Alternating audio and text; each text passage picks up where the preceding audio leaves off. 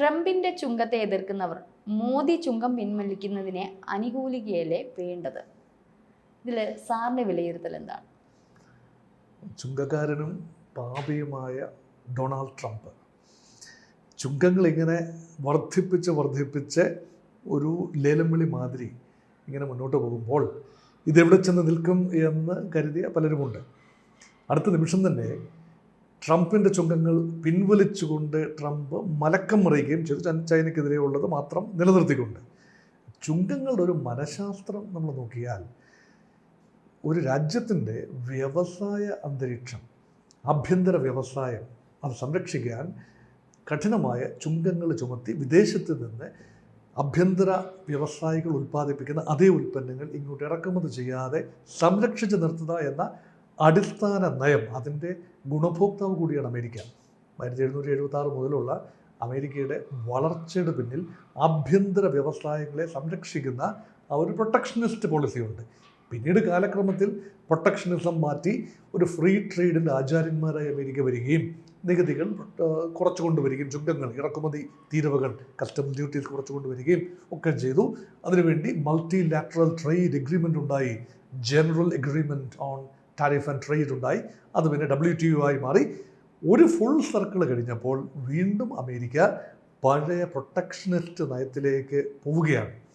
അങ്ങനെയെങ്കിൽ എങ്ങനെയാണ് ഭാരതവുമായി ഇടപെടാൻ അമേരിക്കയ്ക്ക് പറ്റുന്നത്? ഭാരതത്തിൻ്റെ നയങ്ങളിൽ, ഇറക്കുമതി നയത്തിൽ സമഗ്രമായ പൊളിച്ചെടുത്ത് ആവശ്യമുണ്ടോ എന്നൊരു ചിന്ത ചില കേന്ദ്രങ്ങളിലെങ്കിലും ഉണ്ട്.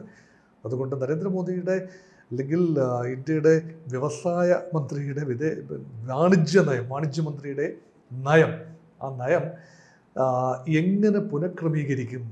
Should we yield to the American pressure or should we do a reciprocal tariff like China? അപ്പോൾ ചൈന അഡോപ്റ്റ് ചെയ്തൊരു മോഡലുണ്ട്, റെസിപ്രോക്കൽ ടാരിഫിലൂടെ. അതുകൊണ്ട് ഫർദർ റെസിപ്രോക്കൽ ടാരിഫിലൂടെ അമേരിക്ക, അങ്ങനെയാണല്ലോ ആദ്യം 20% ടാരിഫ് ചൈനീസ് ഉൽപ്പന്നങ്ങൾക്ക്, പിന്നീട് ഒരു 36%, അപ്പോൾ 34%, അങ്ങനെ 54%. അതിനെതിരെ ചൈന തിരിച്ചടി തുടങ്ങി. 34%മായി തിരിച്ചടി തുടങ്ങിയപ്പോഴാണ് അതിൽ പ്രകോപിതനായി അഡീഷണൽ 50%, അങ്ങനെ 104%. അതിൽ നിന്നും 125-ലേക്കും പിന്നീട് 145-ലേക്കും എത്തി നിൽക്കുന്ന ടാരിഫ്.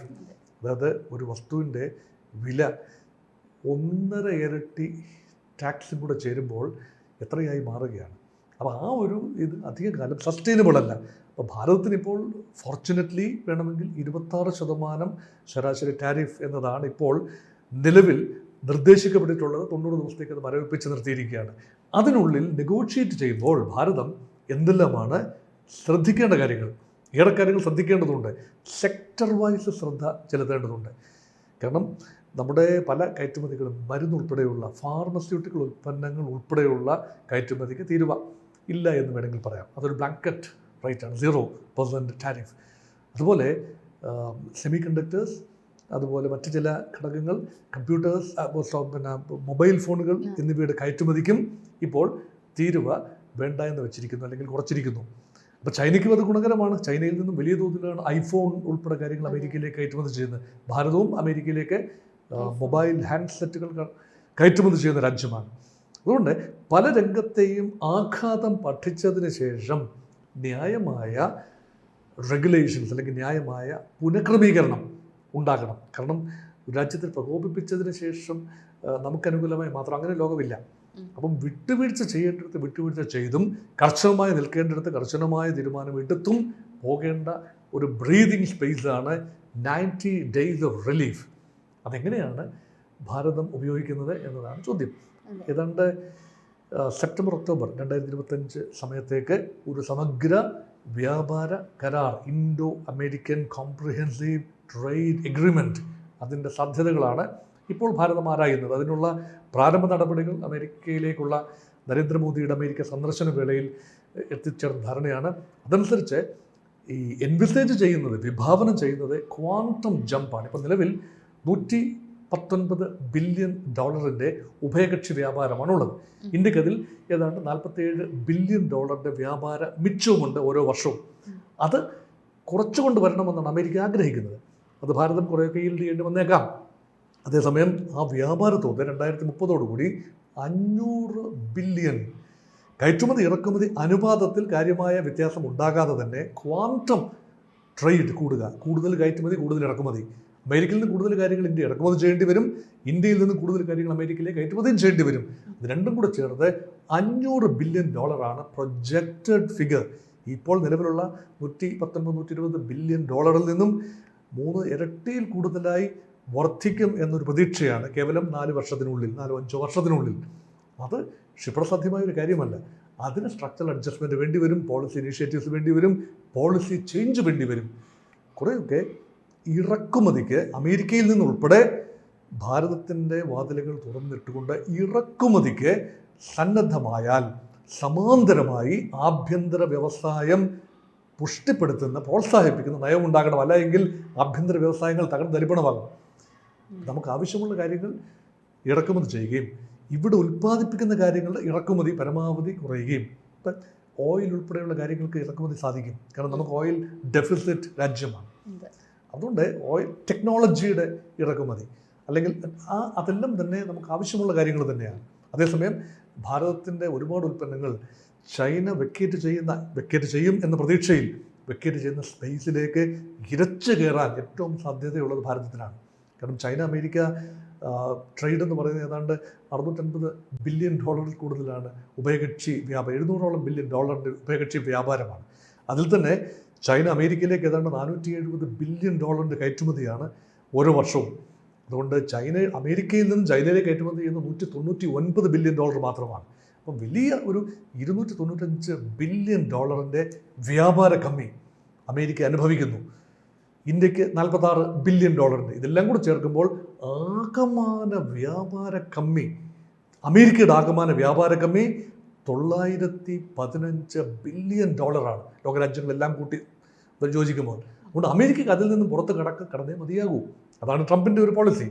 പക്ഷേ പെട്ടെന്ന് സ്വിച്ച് ഇട്ടതുപോലെ അങ്ങനെ മാറാനാവുന്ന ഒരു ഇക്കോണമി അല്ല. പ്രൊഡക്ഷൻ ബേസുകൾ ഉണ്ടാകണം, പ്രൊഡക്ഷൻ ലൈൻസ് ഉണ്ടാകണം, ലേബർ വിന്യസിപ്പിക്കണം, ആദായകരമായി പ്രൊഡ്യൂസ് ചെയ്യാനുള്ള സാഹചര്യങ്ങൾ ഉണ്ടാകണം, വസ്തുവകകൾ എത്താനുള്ള സാഹചര്യങ്ങൾ ഉണ്ടാകണം.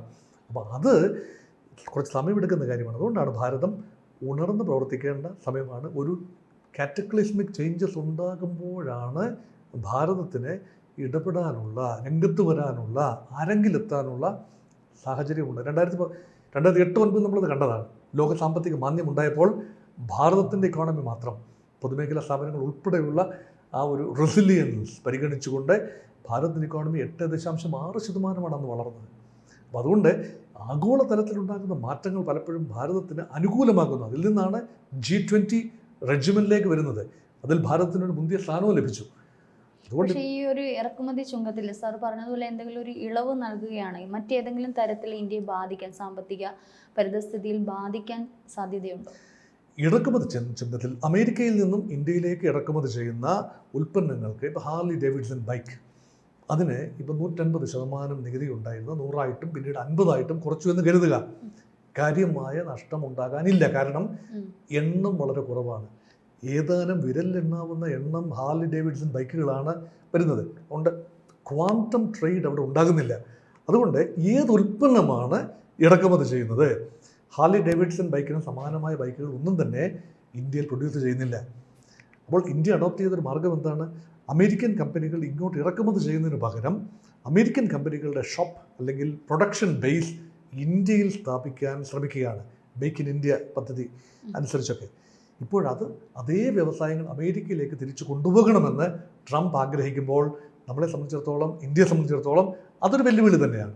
അതുകൊണ്ട് ഇന്ത്യ എന്ന പ്രൊഡക്ഷൻ ബേസിനെ നിലനിർത്തിക്കൊണ്ട് തന്നെ ഇന്ത്യക്ക് സ്വീകരിക്കാവുന്ന കാര്യങ്ങൾ മാത്രം അമേരിക്കയിൽ നിന്ന് എന്തായാലും നമുക്ക് ഇറക്കുമതി ചെയ്യണം, ഇറക്കുമതി ചെയ്തേ പറ്റൂ എന്ന കാര്യങ്ങൾ മാത്രം ഇറക്കുമതി ചെയ്യുകയും ഇന്ത്യ തദ്ദേശീയമായി ഉൽപ്പാദിപ്പിക്കുന്ന അതേ കാര്യങ്ങൾ ഒരു മത്സരത്തിലേക്ക് നീങ്ങാതിരിക്കുകയും ചെയ്യുക എന്ന. അതുകൊണ്ടാണ് വ്യാപാര ചർച്ചകൾ വളരെ പ്രസക്തമാണെന്ന് പറയുന്നതിൻ്റെ കാരണം തന്നെ. ഇന്ത്യക്ക് നല്ലൊരു ടീമുണ്ട്. നമ്മുടെ വാണിജ്യമന്ത്രി പീയൂഷ് ഗോയൽ, വിദേശകാര്യമന്ത്രി ജയശങ്കർ, അതുപോലെ വാണിജ്യ മന്ത്രാലയവുമായി ബന്ധപ്പെട്ട ഉന്നത ഉദ്യോഗസ്ഥന്മാർ, വാണിജ്യ സെക്രട്ടറി, നല്ലൊരു കോംപ്രഹെൻസീവ് ടീമാണ്. സ്റ്റഡി ഓറിയൻറ്റഡ് വർക്കാണ്. അതുകൊണ്ടാണ് അതിൻ്റെ നൂലാമാലകൾ വളരെ പ്രധാനപ്പെട്ടതാണ്.